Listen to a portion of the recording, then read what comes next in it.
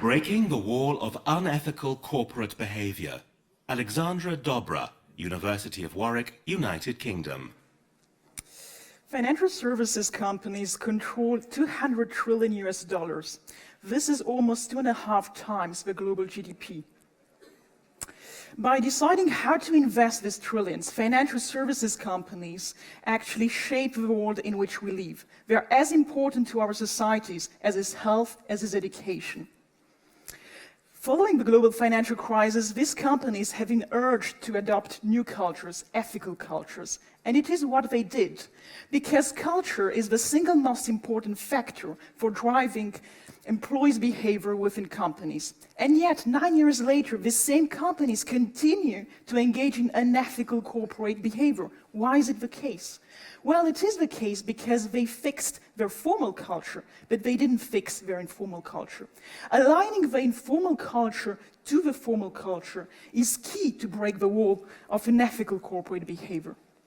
At the University of Warwick, I've worked closely with financial services companies and regulators in order to find a solution. And I've developed a solution, the high-performance corporate DNA transformation model. And this model is now commercialized by Swiss Economics. So what does it entail? Well, we have 3 stages. Stage 1, diagnostic, is about developing, through data analytics, through interviews, through photographs, an informal corporate culture database in order to find what its characteristics are. But it is also about assessing how far off your informal culture is from your formal culture. Stage 2, recovery. It is about developing a formal-informal corporate culture target model. Where do you want to be and how? But it is also about making sure that you break down what holds the informal culture together. And finally, stage 3, reconciliation, is about debiasing and conducting also habit-changing techniques among your employees. But it is also about changing your communication strategy with external stakeholders in order to signal that your cultures are actually aligned at an appropriate level.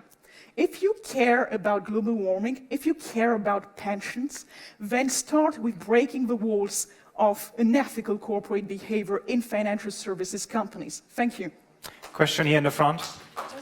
Does your model show much difference between corporate culture attitudes to women and men? So the fact is that financial services companies are quite macho, they're quite male-oriented, and so basically it is encompassing both, because what we see is that even females within financial services companies tend to act as men counterparts. One more question here. Are there best practices to learn from? There are best practices to learn from, and actually one of them is about breaking down blind spots. Blind spots is that when... Thank you very much. Thank you. Thank you.